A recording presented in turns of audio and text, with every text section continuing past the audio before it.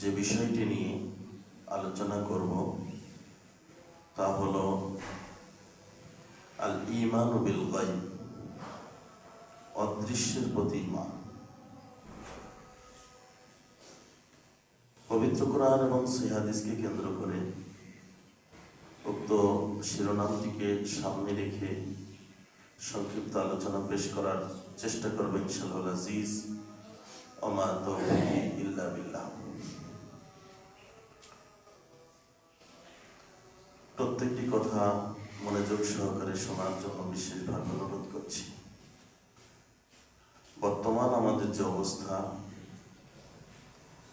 আমাদের ঈমানের অবস্থা, আমলের অবস্থা, আমাদের দেশের অবস্থা, সার্বিক অবস্থায় বিবেচনায় এই পরিস্থিতি থেকে যদি আমরা উদ্ধার পেতে চাই, তাহলে আমাদের যে বিষয়টির প্রতি সবচাইতে বেশি গুরুত্ব দিতে হবে সেটা হলো আমাদের ঈমান।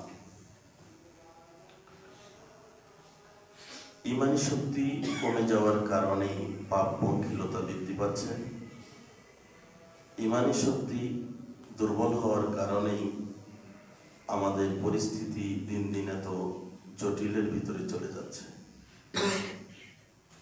এই মুহূর্তে আমরা যারা জীবিত আছি তাদের এই ঈমান রক্ষার সংগ্রামে, ঈমান নিয়ে কবরে যাওয়ার এই চ্যালেঞ্জ আমাদেরকে সকলেই বিজয়ী হতে হবে। এই জন্য এই সম্পর্কে জ্ঞান অর্জন করা, এই সম্পর্কে আলোচনা করা অতীব জরুরি। কারণ দুনিয়াতে আমরা যা কিছু পাচ্ছি, আল্লাহ তাআলা আমাদের যা দিয়েছেন, এগুলো হলো ধোঁকার বস্তু। আল্লাহর ভাষায় মাতাউল গুরুর, এগুলো হলো ধোঁকার বস্তু। যে কোনো সময় খেলার ছলে যেমন ছোট ছোট বাচ্চারা ঘর বাড়ি তৈরি করে, আবার দিন শেষে সেগুলো ফেলে রেখে চলে আসে, আর খোঁজ রাখে না, ঠিক তেমনি দুনিয়াটা আমাদের জন্য খেলার বস্তু, ধোঁকার বস্তু বলে আল্লাহ কোরআনে বলেছেন। আমাদের প্রকৃত সম্পদটাই হলো ঈমান। যে ঈমান আমাকে দুনিয়াতে মুক্তি দিবে, যে ঈমান আমাদেরকে দুনিয়াতে সম্মানিত করবে, যে ঈমানের বদলতেই মুসলমানদের আল্লাহ রাব্বুল আলামিন কর্তৃত্ব নেতৃত্ব দিয়েছিলেন, সেই ঈমান আমাদেরকে পরকালে মুক্তি দিবে। কিন্তু দুঃখজনক হলো সত্য, এই বিষয়টি নিয়ে আমরা খুব বেশি চিন্তিত নয়। দুনিয়ার কোনো কিছু ক্ষতি হলে আমরা যেমন চিন্তিত পেরেশান হয়ে যাই, কিন্তু আমাদের প্রকৃত সম্পদ সেটা হারিয়ে যাচ্ছে, সেটা নষ্ট হয়ে যাচ্ছে, সেটা অসুস্থ হয়ে যাচ্ছে, সেই ব্যাপারে আমরা খুব বেশি চিন্তিত নই, সামান্য কিছু মানুষ ব্যতীত। আল্লাহ নবী সাল্লাল্লাহু আলাইহি সাল্লাম বলেছেন, ইন্নাল ঈমান লা ইয়াখলাকু ফি জাওফি আহাদিকুম কামা ইয়াখলাকুস সাওবুল খালিকু ফাসআলুল্লাহা আন ইউজাদ্দিদাল ঈমানা ফি কুলুবিকুম। আল্লাহ নবী সাল্লাল্লাহু আলাইহি ওয়াসাল্লাম বলেছেন যে তোমাদের জামা কাপড়গুলো যেমন ময়লা হয়ে যায়, ঠিক তেমনি তোমাদের ঈমানগুলোও ময়লা হয়ে যায়। ঈমানগুলো অসুস্থ হয়, দুর্বল হয়, মরে যায়। ফাসআলুল্লাহ, তোমরা আল্লাহর কাছে বেশি বেশি চাও, আইয়ুজাদ্দিদাল ঈমানা ফি কুলুবিকুম, তিনি যেন তোমাদের অন্তরে ঈমানগুলোকে নবায়ন করে দেয়, মজবুত করে দেয়, নতুনত্ব তৈরি করে দেয়। আর এই ঈমান থাকে যে কলবে, সেটার ব্যাপারে আমাদের খুব সামান্য জ্ঞান দেওয়া হয়েছে, যার কারণে আমাদের কলবের অবস্থা কি আমরা কিন্তু জানি না। এই জন্য আমাদের ঈমানের অবস্থাও জানি না। তবে আমাদের কার্যকলাপ, আমাদের অবস্থা, আমাদের আমল বলে দেয় যে ঈমানি দুর্বলতার কারণেই আমাদের এই পরিস্থিতি। এই জন্য আমাদেরকে ঈমানটা বুঝতে হবে। এর ভিতরে সবচাইতে গুরুত্বপূর্ণ হলো ঈমান বিল গায়ব, অদৃশ্যের প্রতি ঈমান। বিষয়টার গুরুত্ব এত বেশি, আল্লাহ রাব্বুল আলামিন কোরআনটা শুরুই করেছেন এটা দিয়ে। আল্লাহ রাব্বুল আলামিন পবিত্র কোরআনে সূরা বাকারায় প্রথমে যে বিষয়টি তিনি আলোচনা শুরু করেছেন, তার আলোচনার বিষয়বস্তুর প্রথম যে পয়েন্টটা তিনি নিয়েছেন, সেটাই হলো ইউমিনুনা বিল গায়বি ওয়া ইউকিমুনাস সালাহ ওয়া মিম্মা রাযাকনাহুম ইউনফিকুন। শুরু থেকে যদি বলেন আলিফ লাম মিম যালিকাল কিতাবু লা রাইবা ফীহি হুদাল লিল মুত্তাকিন আল্লাযীনা ইউমিনুনা বিল গায়বি ওয়া ইউকিমুনাস সালাতা ওয়া মিম্মা রাযাকনাহুম ইউনফিকুন। আল্লাহ তাআলা বলেন, মুত্তাকিদের বর্ণনা দিতে গিয়ে, পরিচয় দিতে গিয়ে তাদের এক নম্বর বৈশিষ্ট্য যেটা বলেছেন, এরা গায়েবের প্রতি বিশ্বাস স্থাপন করবে। সুবহানাল্লাহ। এই শক্তি, এই ঈমান যার যত বেশি, তার দুনিয়াটাও তত সুন্দর, তার আমল তত সুন্দর, আল্লাহর সাথে তার সম্পর্ক তত বেশি। প্রথমে আমরা একটু শুরু থেকে শুরু করি, আসলে ঈমানটা কি। ঈমানটা বুঝতেই হয়তো আমাদের একটু ভুল হয়েছে বলেই আমরা এত নিশ্চিন্তে থাকতে পারছি। সাহাবে কিরাম, সালফে সালিহিন, তাদের জীবনী, তাদের 24 ঘন্টা আর আমাদের 24 ঘন্টা রুটিন মেলে না।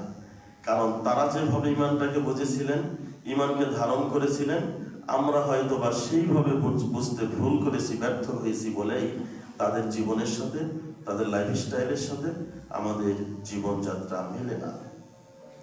আমরা দুনিয়াটাকে যেভাবে নিচ্ছি, তারা তো সেইভাবে নেননি। তার অন্যতম পার্থক্যের কারণ হচ্ছে তাদের ঈমান আর আমাদের ঈমানে অনেক পার্থক্য। আমরা শুধু জানি ঈমান মানে বিশ্বাস, এই জন্য বিশ্বাস করে থেকে গেছি। এর সাথে যে আরো কিছু করা প্রয়োজন। ঈমান যে শুধু বিশ্বাসের নাম নয়, এটাই আমরা অনেকে অনুধাবন করতে পারি না। এটা একটা অংশ। ঈমানকে যদি আমরা অনেক অর্থ করি, তাহলে তার একটা অংশ যে ঈমান মানে বিশ্বাস। এমন ভাবে বিশ্বাস, নিশ্চিন্ত বিশ্বাস, যেমন ছোট্ট বাচ্চা তার বাবা মার কোলে গিয়ে নিশ্চিন্তে থাকে, ঠিক তেমনি মুমিন বান্দা আল্লাহর প্রতি বিশ্বাস করে সে নিশ্চিন্ত হয়ে যাবে। সব ভরসা, তাওয়াক্কুল, বিপদে আপদে মুসিবতে সে তার আল্লাহর উপরে আস্থা রাখবে, ভরসা রাখবে। এটার নাম হলো ঈমান। তবে এটা যেহেতু কুফরির বিপরীত, ঈমান তার বিপরীত হচ্ছে কুফর, কাফের।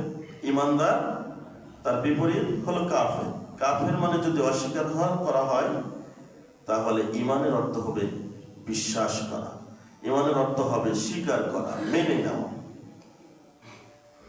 আল্লাহ যা বলেছেন আমরা সব মেনে নিলাম। পারিভাষিক সংজ্ঞায় যদি বলা হয়, আল ঈমানু আত-তাসদীকু বিল জানান ওয়াল ইকরারু বিল লিসান ওয়াল আমালু বিল আরকান ই'তিকাদু বিল কলব ইয়াজিদু বিত তাআ ওয়া ইয়ানকুসু বিল মাসিয়াহ। আল ঈমানু হুয়াল আসলু ওয়াল আমালু হুয়াল ফারউ। আহলে সুন্নাত ওয়াল জামাতের ঈমানের সংজ্ঞায় যেটা বলা হয়েছে সেটা হলো, এটা মৌখিক স্বীকৃতি, অন্তরে বিশ্বাস, আমলে বাস্তবায়নের নাম হলো ঈমান। ইয়াজিদু বিত তাআ, যেটা আনুগত্যের মাধ্যমে বৃদ্ধি পায়, ওয়া ইয়ানকুসু বিল মাসিয়াহ, এবং সেটা পাপ কাজের মাধ্যমে কমে যায়। অন্যায় করলে, পাপ করলে, নাফরমানিতে লিপ্ত হলে ঈমান কমে যায়, আর ভালো কাজ আনুগত্যের মাধ্যমে ঈমান বেড়ে যায়। এটা হলো ঈমান। আল ঈমান হুয়াল আসল, ঈমানটা হলো মূল, ওয়াল আমালু হুয়াল ফার, আর আমলটা হলো তার শাখা। এটা হচ্ছে ঈমানের সংজ্ঞা। আমরা জানি পবিত্র কোরআনের সূরা ফাতিহাকে বলা হয় উম্মুল কোরআন, কোরআনের মা। মা মানে মূল, যেখান থেকে সন্তান জন্ম নেয়। পৃথিবীর যত বড় মানুষ হোক, আমরা কোনো না কোনো মায়ের সন্তান। পবিত্র কোরআনে একটা সূরাকে বলা হয়েছে উম্মুল কোরআন, কোরআনের মা। কোন দিক থেকে? কোরআন মাজিদ আল্লাহ তাআলা যা কিছু বলতে চেয়েছেন সব কথাগুলো সংক্ষিপ্ত আকারে, মূল বিষয়গুলো আল্লাহ সূরা ফাতিহায় তুলে ধরেছেন। এই জন্য একে বলা হয় উম্মুল কোরআন। ঠিক তেমনি ভাবে হাদিসের ভিতরে একটা হাদিসকে বলা হয়েছে উম্মুল হাদিস বা উম্মুস সুন্নাহ। সহিহ বুখারী, মুসলিম, আবু দাউদ প্রত্যেকটা গ্রন্থেই হাদিসটা রয়েছে, যাকে বলা হয় হাদিসে জিবরিল। সেই হাদিসে জিবরিল আমিন সশরীরে এসে আল্লাহর নবীকে ইসলাম শিখাচ্ছিলেন, ঈমান শিখাচ্ছিলেন, কিয়ামত শিখাচ্ছিলেন, ইহসান কাকে বলে তা শিখাচ্ছিলেন। সরাসরি জিবরিল আমিন মানুষের রূপ ধরে এসে আল্লাহর নবীর কাছে বসে এগুলো প্রশ্ন করে করে তিনি মানুষকে শিক্ষা দেওয়ার উদ্দেশ্যে বলছিলেন। এক পর্যায়ে তিনি প্রশ্ন করলেন, হে নবী, আখবিরনি আনিল ঈমান, আপনি আমাকে ঈমানের সংবাদ দিন, ঈমানটা কি জিনিস। এর আগে বললেন ইসলাম, দ্বিতীয় প্রশ্ন ছিল ঈমান। তিনি বললেন আন তুমিনা বিল্লাহি ওয়া মালাইকাতিহি ওয়া কুতুবিহি ওয়া রুসুলিহি ওয়াল ইয়াউমিল আখিরি ওয়াল কদরি খাইরিহি ওয়া শাররিহি মিনাল্লাহি তাআলা। তিনি বললেন ঈমান হলো বিশ্বাস স্থাপন করা আল্লাহর প্রতি, ওয়া মালাইকাতিহি এবং ফেরেশতাদের প্রতি, ওয়া কুতুবিহি আসমানি কিতাব সমূহের প্রতি, ওয়া রুসুলিহি এবং তার রাসূল সমূহের প্রতি, ওয়াল ইয়াউমিল আখিরি কিয়ামত দিবসের প্রতি, ওয়াল কদরি খাইরিহি ওয়া শাররিহি তাকদীরের ভালো মন্দের প্রতি বিশ্বাস স্থাপন করা। এটা হলো ঈমানের রকম। আর জিবরিল আমিন তিনি এই হাদিসের ভিতরে এটা শিক্ষা দিলেন যে কয়টি বিষয়ের প্রতি আমাদের ঈমান আনতে হবে। এর সবগুলোই হচ্ছে ঈমান বিল গায়ব। খুব কঠিন, এবং আপনি একটু ভিতর থেকে অনুভব করার চেষ্টা করুন। যেগুলোর কোনোটাই আমরা দেখি না, কিন্তু আমাদের বিশ্বাস করতে হবে, তাহলেই আমরা ঈমানদার। দুনিয়াতেও আমরা এরকম কিছু বিশ্বাস করি, যেমন বিদ্যুৎ আমরা দেখতে পাই না, একটা তারের ভিতর দিয়ে কিভাবে এই বিদ্যুৎটা চলছে, কিন্তু তার অস্তিত্ব, তার কাজ আমরা কিন্তু স্বীকার করতে বাধ্য। ঠিক তেমনি ভাবে আল্লাহ রাব্বুল আলামিন যে বিষয়গুলোর প্রতি ঈমান আনতে বলেছেন, সেই বিষয়গুলোর প্রতি আমাদেরকে সন্দেহাতীতভাবে, নিশ্চিতভাবে আমাদের বিশ্বাস করতে হবে। কোনো সন্দেহ পোষণ করা যাবে না, তাহলে ঈমান আমাদের থাকবে না। তাহলে ঈমানের প্রথম বিষয়টা হলো কি? আল ঈমানু বিল্লাহ, আল্লাহর প্রতি ঈমান। এটা হলো ঈমানে মুফাসসাল, বিস্তারিত ঈমানের প্রথম প্রকার। আর যদি মুজমাল বলি তাহলে হবে আমানতু বিল্লাহি কামা হুয়া বিআসমাইহি ওয়া সিফাতিহি ওয়া ক্বাবিলতু জামিআ আহকামিহি ওয়া আরকানিহি। আমি ঈমান আনলাম, আমি বিশ্বাস স্থাপন করলাম আল্লাহর প্রতি কামা হুয়া, যেমন তিনি। এখানে বলে নাই এমন আল্লাহর প্রতি আমি ঈমান আনলাম, কারণ আল্লাহ কেমন এটা কেউ জানে না। আল্লাহ তাআলা কেমন এটা আমরা জানি না বলে ঈমানও আনতে হবে ওইভাবে, আল্লাহ যেমন ঠিক তেমন সেই আল্লাহর প্রতি আমরা ঈমান আনলাম।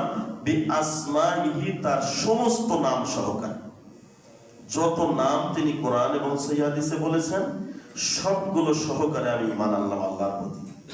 ওয়া সিফাতিহি, এবং তার বৈশিষ্ট্য, তার গুণ, তার শক্তি, তার গুণাবলী তিনি যে বর্ণনা করেছেন, এই গুণবাচক নামগুলো সহকারে আমি বিশ্বাস স্থাপন করলাম।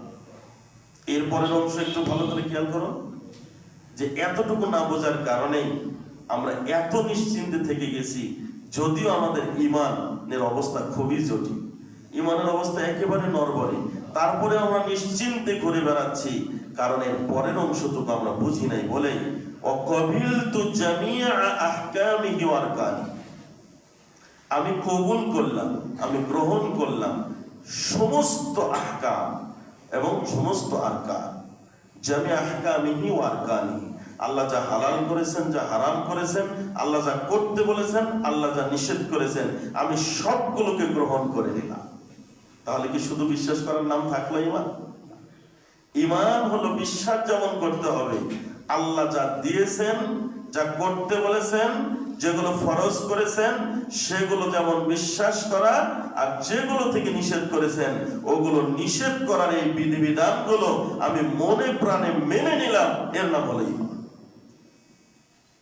সম্মানিত উপস্থিতি, ঈমানের প্রথম প্রকার, প্রথম যে স্তম্ভ, সেটাকে বলা হলো ঈমানু বিল্লাহ, আল্লাহর প্রতি ঈমান, আল্লাহর অস্তিত্বে ঈমান।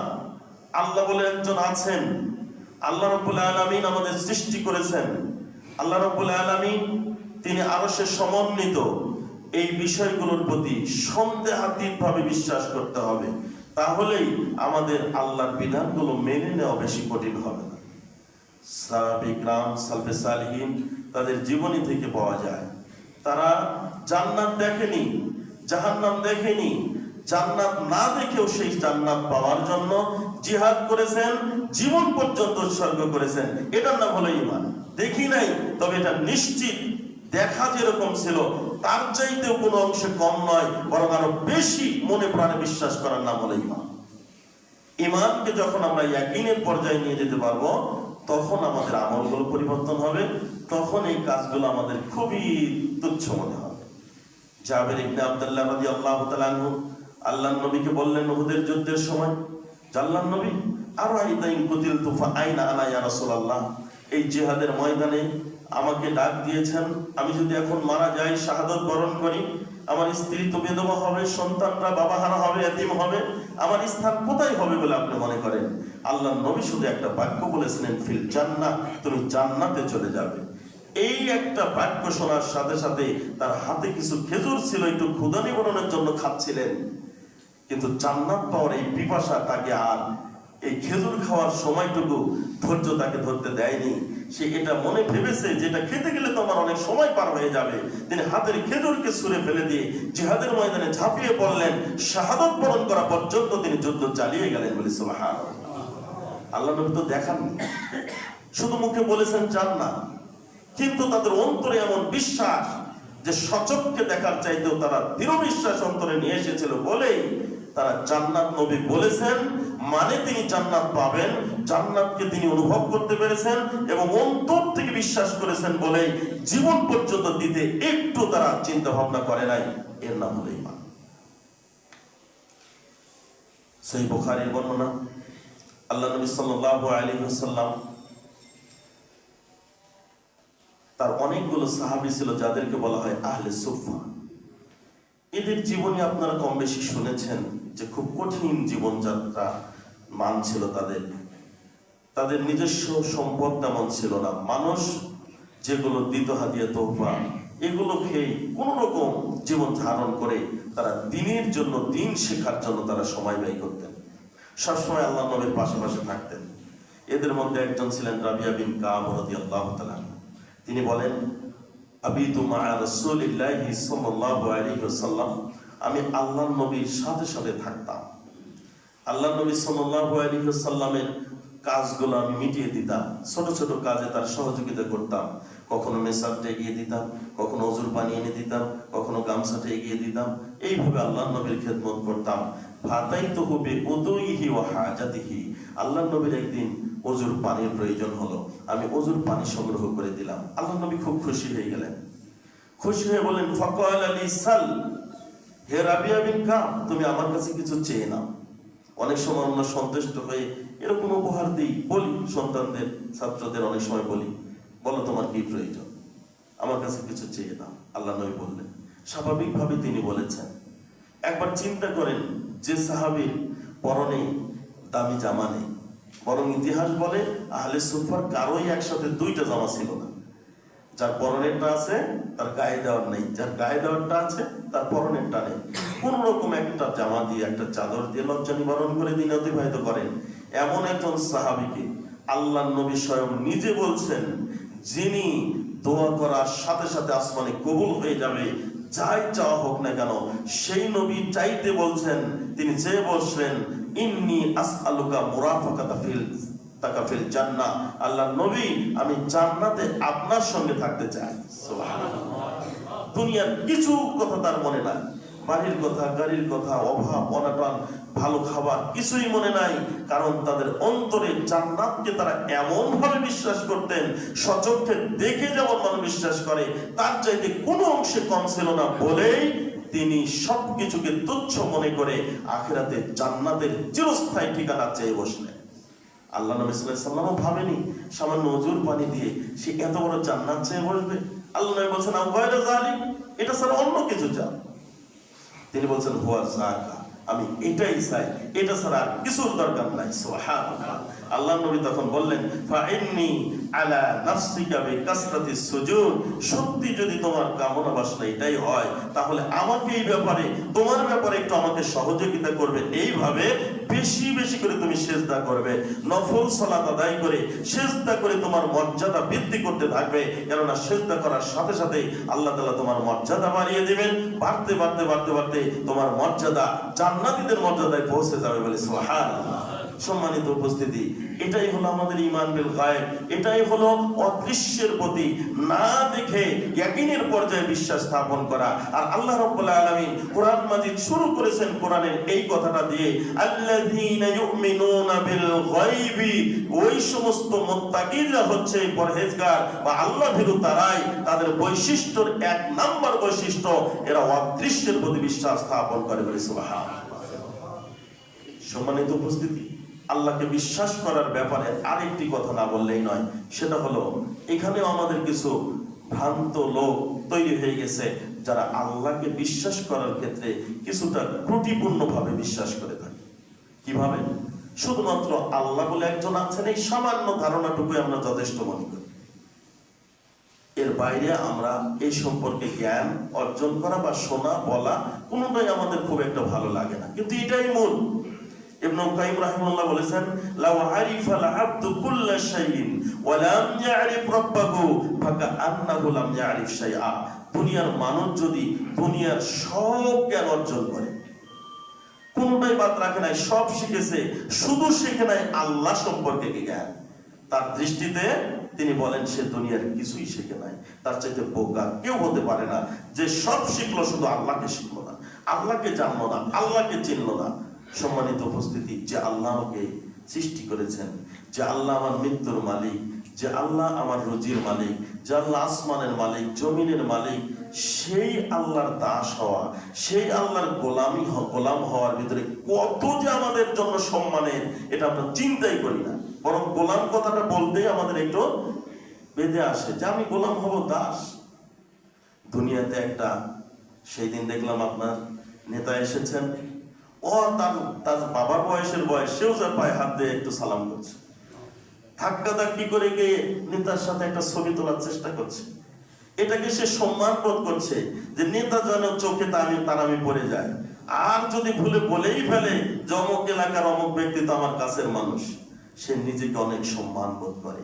ওই রকম নেতাকে যিনি সৃষ্টি করেছেন, মুহূর্তের মধ্যে দুনিয়া থেকে বিদায় করে দিতে পারেন, মুহূর্তের মধ্যে কবরের বাসী যিনি বানাতে পারেন, সেই আল্লাহর দাস হওয়ার ভিতরে, তার গোলাম হওয়ার ভিতরে, তার বান্দা হওয়ার ভিতরে যে কত সম্মান, এটা আমরা অনুভবই করি না বলে আল্লাহ থেকে আমরা গাফিল থাকি, আল্লাহ থেকে দূরে চলে যাই। আল্লাহ নারাজ হয় এমন কাজ করতে আমরা দ্বিধাবোধ করি না, কারণ আমরা তাকে চিনতে পারি নাই, তার পরিচয় আমরা অনুধাবন করি না অন্তর দিয়ে। এই জন্য ইমানের প্রথম প্রকার হলো আল ঈমানু বিল্লাহ, আল্লাহর প্রতি ঈমান আনা। এরপরে আমাদেরকে বিশ্বাস করতে হবে আল্লাহর ফেরেশতাদের প্রতি। এটা আরো কঠিন, পৃথিবীর কোনো বিজ্ঞান আমাদেরকে এটা হয়তো দেখাতে পারবে না, এখন পর্যন্ত পারেনি। তবে বিজ্ঞান গবেষণা করে ওই পর্যন্ত যদি যেতে পারে তাহলে হয়তো হতেও পারে। আজকে যেহেতু আমাদের এই কথাগুলো এখানে যে এতগুলো যন্ত্রপাতি দিয়ে, এখন যদি কেউ আমেরিকাতে থাকে আর লাইভ দেখে, সেখান থেকেও দেখা সম্ভব। এতটুকু যেহেতু আমরা আমাদের জীবন দশায় দেখতে পেরেছি, কোনো না কোনো দিন বিজ্ঞান আবিষ্কার করলে এই গায়েবের বিষয়েও যেগুলো আমাদের আল্লাহ জানিয়েছেন সেগুলো হয়তো আমরা বলতে পারবো বা মানুষ দেখাতে পারবে। কিন্তু এটা পারে নাই মানে ইসলামের কমতি নয়, এটা বিজ্ঞানের কমতি। এটা বিজ্ঞান ওই পর্যন্ত যেতে পারে নাই। তবে আমাদের ঈমান হলো আবু বকরের ঈমান। আল্লাহ বলেছেন, আল্লাহ রাসূল বলেছেন, আমরা বিশ্বাস করেছি। আর কোনো কিছু দিয়ে প্রমাণ করার আমাদের প্রয়োজন নেই, কারণ আল্লাহ এবং তার রাসূলের মাধ্যমে যে সংবাদ হলো, কোরআন এবং বিশুদ্ধ হাদিসের মাধ্যমে এসেছে, একজন মানুষের জন্য বিশ্বাস করার জন্য এটাই যথেষ্ট। আল্লাহ অসংখ্য ফেরেশতা তৈরি করেছেন, আমাদের সাথে ফেরেশতা আছে, সেই ফেরেশতা আমাদের সবগুলো কর্ম লিপিবদ্ধ করছেন, এই বিশ্বাস আমাদের অন্তরে রাখতে হবে। তাহলে একজন মানুষকে পাহারার জন্য এত বাহিনীর প্রয়োজন হবে না, সে নিজেই নিজেকে পাহারা দেবে যদি সত্যিকারের বিশ্বাস সে করতে পারে আল্লাহর ফেরেশতা আছে, তিনি আমাদের সাথে আছেন এবং আমাদের কর্মগুলো লিপিবদ্ধ করছেন, আল্লাহ আমাদের দেখছেন। এই দুইটা বিষয় যদি ইয়াকিনের পর্যায়ে নিতে পারি তাহলে আমাদের জন্য এই ঈমানই যথেষ্ট। মসজিদে নিয়ে আসার জন্য, ভালো কাজের জন্য এই ঈমানই যথেষ্ট যে আমাদের কর্মগুলো লিপিবদ্ধ করছেন ফেরেশতা। আর এটা কোরআন দ্বারা প্রমাণিত। আল্লাহ রাব্বুল আলামিন বিশাল বিশাল সৃষ্টি, ভিতরেও একটি হলো ফেরেশতা। আল্লাহ রাব্বুল আলামিন আরশ বহনের জন্য ফেরেশতা রেখেছেন, মানুষের আত্মাগুলো কবজ করার জন্য মালাকুল মউত রেখেছেন, মানুষের কর্মগুলো লিপিবদ্ধ করার জন্য ফেরেশতা রেখেছেন। অসংখ্য ফেরেশতা, সবগুলোর উপরে বিশ্বাস স্থাপন করার নাম হলো আল ঈমান বিল মালাইকা। এরপর আল্লাহ রাব্বুল আলামিন আমাদের ঈমান আনতে বলেছেন রাসূলদের প্রতি। আমাদের রাসূল কেউ দেখিনি, তার পূর্বেও কোনো রাসূল আমরা দেখিনি, তবে না দেখে তাদের সকলের প্রতি, যাদের সংবাদ আল্লাহ কোরআনে দিয়েছেন, যাদের সংবাদ আল্লাহ গোপন রেখেছেন, সব রাসূলের প্রতি আমাদের বিশ্বাস স্থাপন করতে হবে। এরপরে আমাদের আসমানি কিতাব সমূহ, কোরআন, তার পূর্বে যত কিতাব এসেছিল সবগুলোর প্রতি বিশ্বাস স্থাপন করতে হবে। এরপরে আমাদেরকে আখিরাতের প্রতি বিশ্বাস স্থাপন করতে হবে। মুত্তাকিদের বৈশিষ্ট্য বলতে বলতে আল্লাহ শেষের দিকে বলেন অবিল আখিরাতি হুম ইউকিনুন, তারা আখিরাতের প্রতি দৃঢ়ভাবে বিশ্বাস করে, সন্দেহাতীতভাবে বিশ্বাস করে, কোনো প্রকার সন্দেহ নেই। আমরা চোখের সামনে যা দেখছি এটা যেমন, যেটা দেখছি না আল্লাহ সংবাদ দিয়েছেন সেটাও যেদিন তেমন হবে, এর নাম হবে সন্দেহাতীতভাবে বিশ্বাস।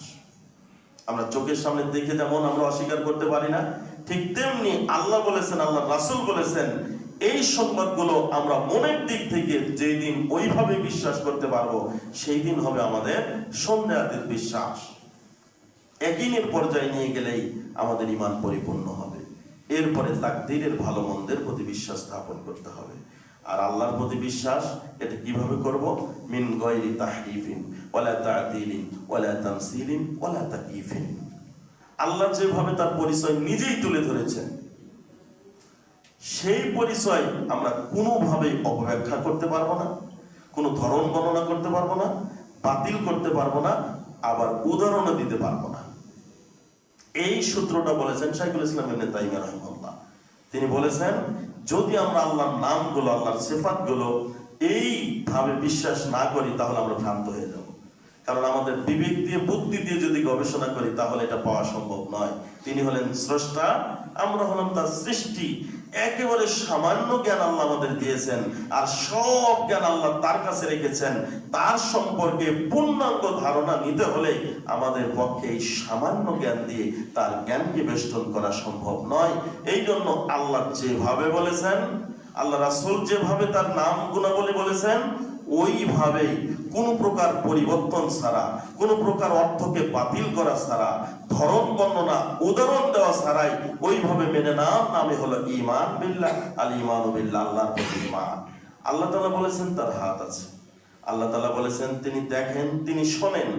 এখন যদি আমরা বলি কিভাবে দেখেন, কিভাবে শোনেন, তাহলে এই প্রশ্ন করাটা আমাদের জন্য ঠিক হবে না। কারণ আমাদের তার জন্য কোনো উদাহরণ, তার সমতুল্য কিছুই নেই। লাইসা কামিসলিহি শাই ওয়া হুয়াস সামিউল বাসীর। আল্লাহ দেখেন এবং শোনেন, তার সমতুল্য কিছুই নেই। এখন যদি আমরা প্রথম অংশ শুধু মেনে নিই যে তার সমতুল্য তো কিছুই নেই, তাহলে আল্লাহ কোনো আকার নেই, এটা বিশ্বাস করা যাবে না। কারণ এর পরের অংশে আল্লাহ তাআলা বলেছেন তিনি শোনেন এবং দেখেন। কিভাবে শোনেন? যেভাবে শুনলে আল্লাহর জন্য মানানসই হয়, তার শান শওকত, তার মর্যাদার সাথে যেভাবে দেখলে মানানসই হবে তিনি সেইভাবেই দেখেন। তার হাত তার মতো, তার পা তার মতো। যেহেতু কোরআনে এগুলো বলা হয়েছে, কিয়ামতের মাঠে আল্লাহ পায়ের গোছাকে খুলে উন্মুক্ত করে দিবেন। ইয়াউমা ইউকশাফু আন সাকি ওয়া ইদআউনা ইলা সুজুদ ফালা ইস্তাতিউন। পায়ের গোড়ালিকে উন্মুক্ত করে দিয়ে আল্লাহ বলবেন, সারা জীবন আমাকে না দেখে সিজদা করেছো, আজকে সরাসরি আমার পায়ে একটা সিজদা করো।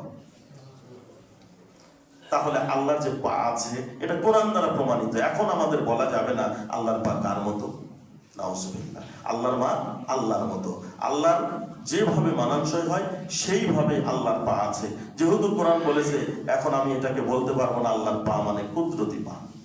অনেকে সবগুলোকে কুদরত বলে চালিয়ে দেয়। আল্লাহর হাত কুদরতি, আল্লাহর চোখ কুদরতি, আল্লাহর পা কুদরতি না। তাহলে কুদরতি যদি হবে, এতগুলো শব্দ তো আলাদা আলাদা বলার দরকার ছিল না। আল্লাহ তাআলা যে শব্দ বলেছেন, আরবি ভাষাভাষীরা ওই শব্দ দ্বারা যে অর্থ বোঝেন ওটাই মেনে নিতে হবে, পরিবর্তন করারও সুযোগ নেই এবং সেটার অপব্যাখ্যা করারও সুযোগ নেই। তবে কেমন ধরন বর্ণনাও আমাদের পক্ষে সম্ভব নয়, কারণ আমরা কেউ দেখি নাই, তার সমতুল্য এই দুনিয়াতে কিছুই নেই, অতএব তার উদাহরণও চলবে না। এইভাবে যদি আমরা বিশ্বাস করি তাহলে হবে ঈমান বিল গায়ব। আল্লাহ রাব্বুল আলামিন বলেন, হুয়াল্লাহুল্লাযী লা ইলাহা ইল্লা হু আলিমুল গায়বি ওয়াশ শাহাদাতি হুয়ার রহমানুর রহিম। সূরা হাশরের ভিতরে আল্লাহ তাআলা বলেন তিনি সেই সত্তা যিনি হচ্ছেন অদৃশ্য এবং দৃশ্য সব কিছু সম্পর্কে যার জ্ঞান রয়েছে তিনি হচ্ছেন রহমান, তিনি হচ্ছেন রহিম। আল্লাহ নিজের পরিচয় দিয়েছেন। যেগুলো গায়েব আমরা সেগুলো সম্পর্কে জানি না, যেগুলো আল্লাহ নবীর মাধ্যমে জানিয়েছেন সেগুলো ছাড়া আর আমরা কিছুই জানতে পারি না। আল্লাহ তাআলা হচ্ছেন গায়েবের জ্ঞানী। তিনি আমাদের বাইরের রাত যেরকম ভিতরের গুলো তিনি সেইভাবেই দেখেন। সম্মানিত উপস্থিতি, এইভাবে যদি আমরা ঈমান আনতে পারি তাহলে তাদের ব্যাপারে আল্লাহ তাআলা কোরআন মাজিদে একাধিক আয়াত নাজিল করেছেন। তার কয়েকটা আয়াতে আপনাদের সুসংবাদ দেই। সত্যিকারে এই বিষয়গুলোর প্রতি যদি আমরা ঈমান আনতে পারি, আল্লাহ রাব্বুল আলামিন তাদের প্রশংসা করে এত আয়াত নাজিল করেছে, সেগুলো একত্র করলে আপনার ঈমান আরো বৃদ্ধি পাবে এবং ঈমানে নিয়ে চর্চা করা, ঈমান নিয়ে জ্ঞান অর্জন করার প্রতি আপনি আরো আকৃষ্ট হবেন।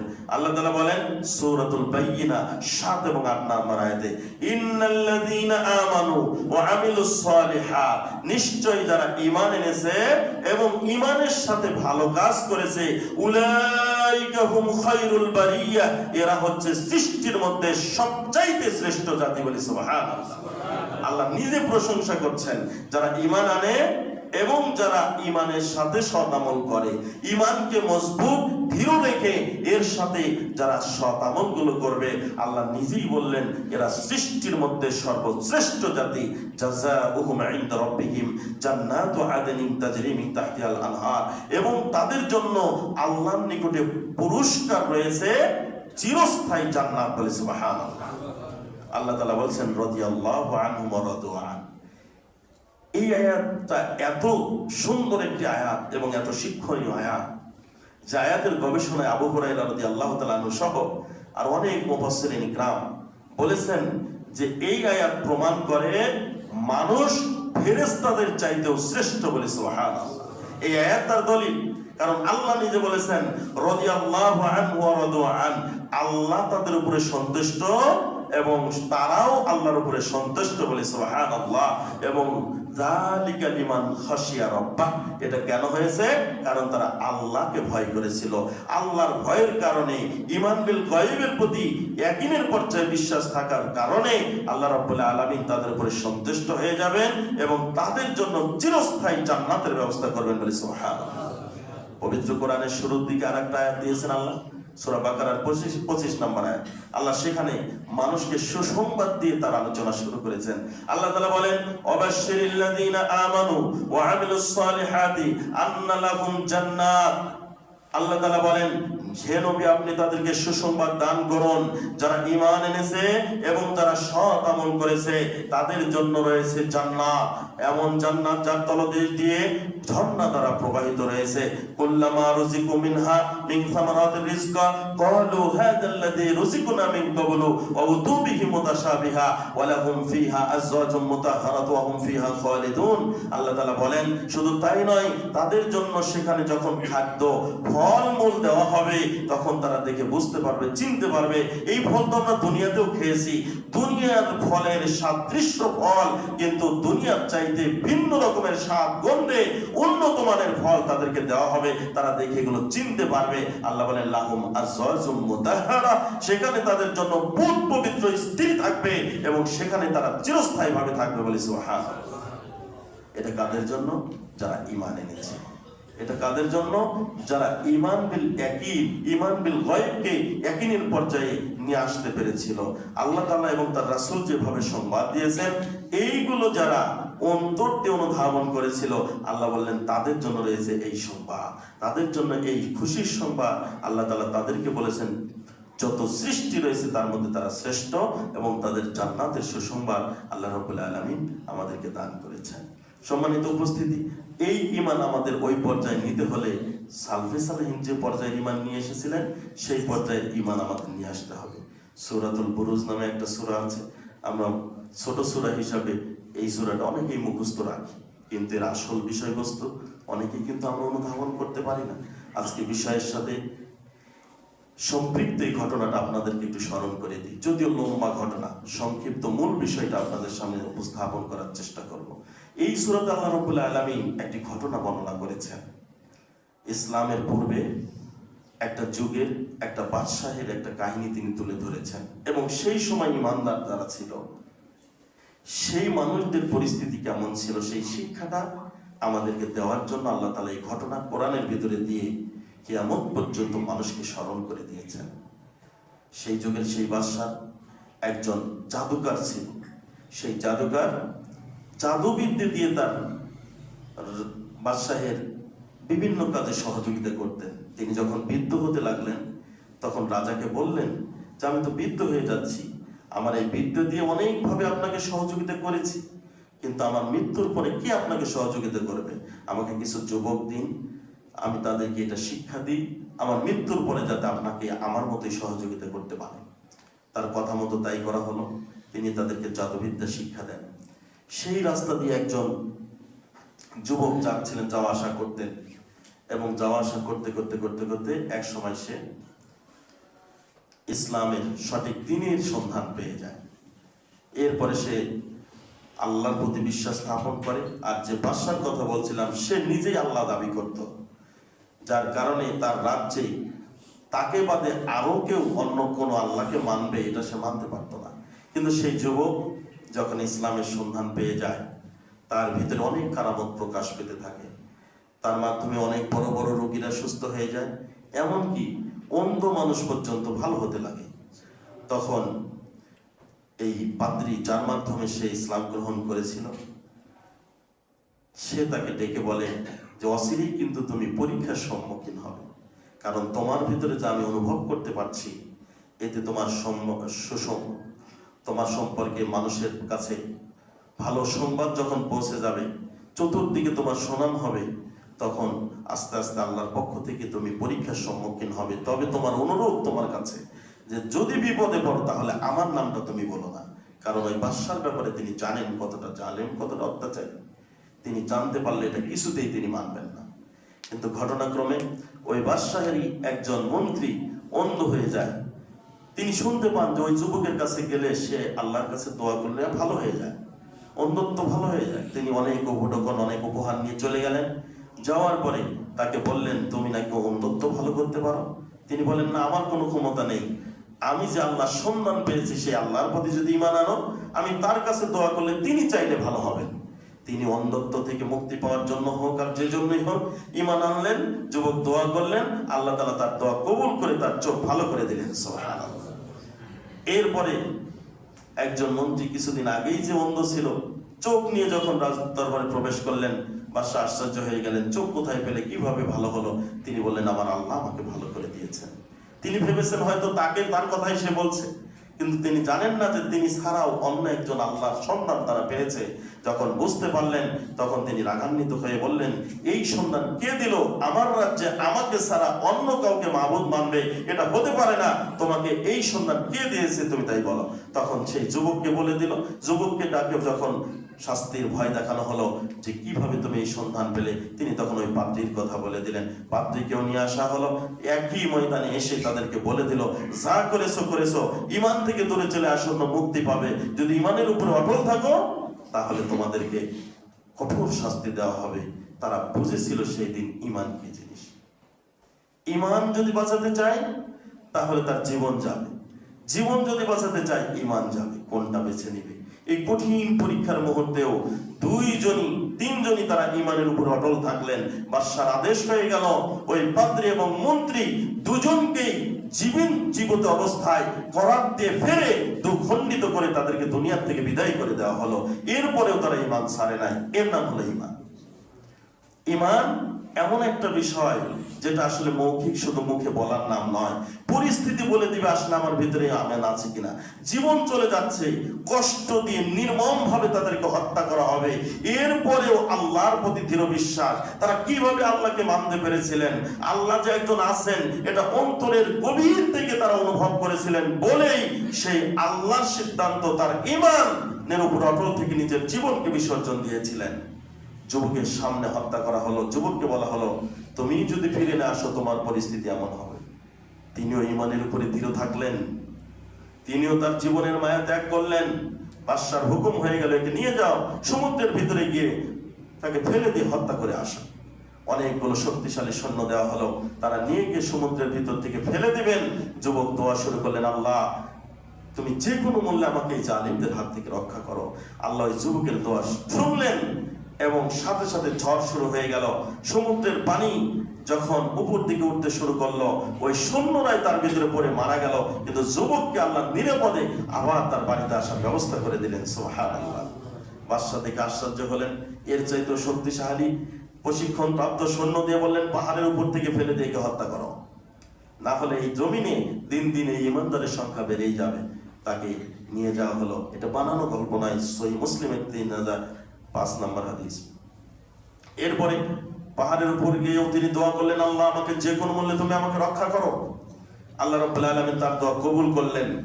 ওই পাহাড় থেকে সৈন্যরাই পড়ে মারা গেল, তিনি সুস্থ শরীরে চলে আসলেন। আসার পরে বাদশা তাকে দেখে আশ্চর্য হয়ে গেল।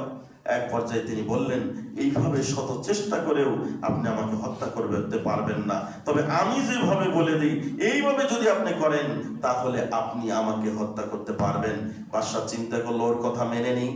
তারপরেও যদি এই যুবককে হত্যা করার মাধ্যমে আমরা মানুষকে দুনিয়ার থেকে ইমানদার শূন্য করতে পারি, অন্তত আমি ছাড়া অন্য কাউকে মাবুদ বলে আল্লাহ বলে মেনে নেওয়ার আর কেউ থাকবে না। তাই তিনি তার কথা মেনে নিলেন। যুবক বললেন, সব মানুষকে একই ময়দানে উপস্থিত করতে হবে। একই ময়দানে উপস্থিত করলেন। এরপরে বললেন, একটা তীর নিয়ে আমি যে বাক্য বলবো এই বাক্য বলে আপনি তখন এই তীর নিক্ষেপ করবেন। বিসমিল্লাহি রব্বি হাদাল গোলাম, আমি এই গোলাম এর আল্লাহর প্রতি, আল্লাহর নামে আমি তীর নিক্ষেপ করলাম। এই বাক্য বলে যখন তিনি তীর নিক্ষেপ করলেন, হাজার হাজার মানুষের সম্মুখে শুলে উঠিয়ে তীর দিয়ে যখন এই যুবকের শেখানো বাক্য বলে তীর নিক্ষেপ করা হলো, কানের নিচে বিদ্ধ হয়ে সেখানেই তিনি হাজার হাজার মানুষের সামনে দুনিয়ার থেকে শাহাদত বরণ করে বিদায় হয়ে গেলেন। বাদশা মনে মনে ভাবলেন, আজকে এই যুবককে হত্যার মাধ্যমে আমি দুনিয়ার থেকে ইমানদারদেরকে মিটিয়ে দিলাম, আর কেউ আল্লাহ বলে ডাকার থাকবে না। কিন্তু আল্লাহর পরিকল্পনা ছিল ভিন্ন। ওই যুবকের ইমানের প্রতি দৃঢ়তা দেখে, আল্লাহর প্রতি ভালোবাসা দেখে, আল্লাহর জন্য জীবন উৎসর্গ করা দেখে হাজার হাজার বেঈমান মানুষগুলো সঙ্গে সঙ্গে বলে উঠলো, আমান্না বিল্লাহি রাব্বি হাযাল গোলাম, আমরা এই গোলামের আল্লাহর প্রতি ঈমান আনয়ন করলাম বলে সুবহানাল্লাহ। সম্মানিত উপস্থিতি, সকলেই যখন এক বাক্যে ঈমান আনলো, বাদশা তো আরো বিপদে পড়ে গেল। তিনি যেটা কল্পনাও করেননি, তার রাগ আরো বেশি হয়ে গেল। তখন তিনি বললেন, যাও বিশাল আকারের গর্ত খোলো, যে গর্তের কথা আল্লাহ কোরআনে বলেছেন, কুতিলা আসহাবুল উখদুদ, ধ্বংস হয়েছিল গর্তের অধিবাসীরা। সেটা হলো এই গর্ত যেটা ইমানদারদের জন্য তৈরি করা হয়েছিল। বাদশা আদেশ দিলেন, বিশাল আকারের গর্ত তোমরা খনন করো এবং সেখানে আগুন প্রজ্বলিত করো। চতুর্দিকে বাদশার লোকেরা বসে আছে, আর ইমানদারদের ঘোষণা দেওয়া হলো, হাজার হাজার ইমানদার, যে তোমরা যদি ইমানের উপর অটল থাকো তোমাদের এই আগুনের গর্ত বেছে নিতে হবে, না হলে ইমান থেকে ফিরে আসতে হবে। দুইটা পথ তোমাদের, হয় আমাকে মাবুদ বলে মেনে নিতে হবে, ইমান ছেড়ে দিতে হবে, না হয় আগুনের গণ্ড তোমাদের বেছে নিতে হবে। সেই দিন ছিল ইমানের পরীক্ষা।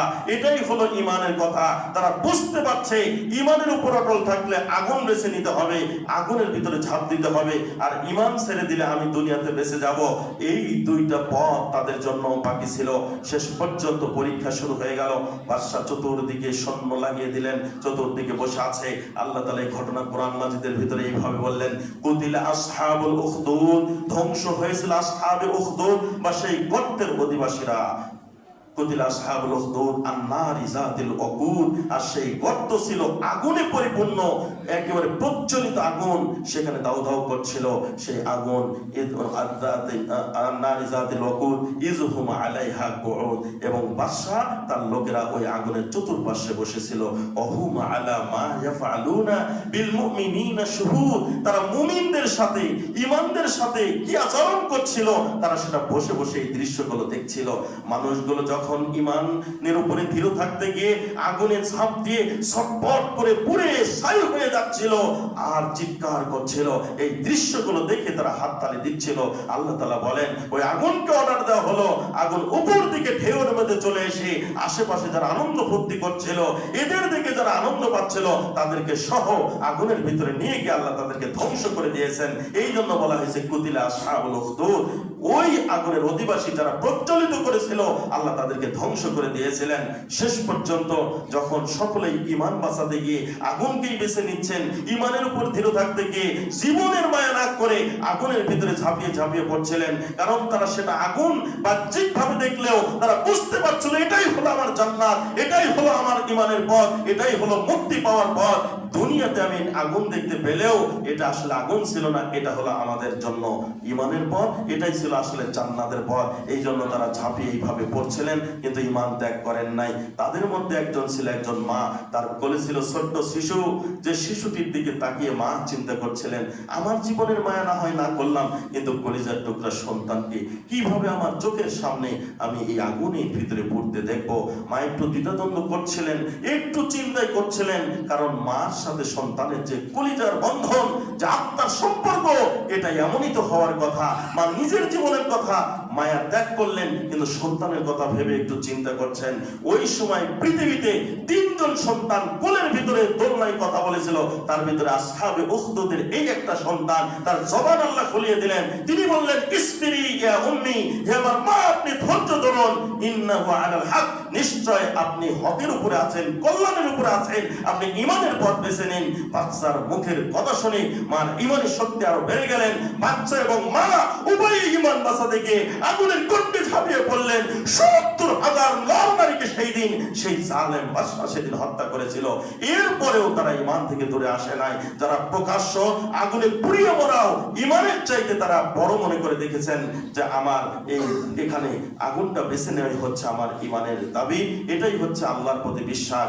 এর নাম হলো ঈমান বিল গায়ব। তারা তখনও জান্নাত দেখে নাই, তারা তখনও আল্লাহকে দেখে নাই, তারা তখনও হয়তো বা ফেরেশতা মণ্ডলী দেখে নাই, কিন্তু তাদের অন্তরে এমন দৃঢ় বিশ্বাস ছিল, আগুন বেছে নিলেই আমি মৃত্যুর পরে নিশ্চিত জান্নাত পাবো। এটাই কি বলা হয় ঈমান বিল গায়ব। না দেখে ইয়াকিনের পর্যায়ে বিশ্বাস, আল্লাহ যা বলেছেন এটাই সত্য, এর ভিতরে কোনো সন্দেহ নেই।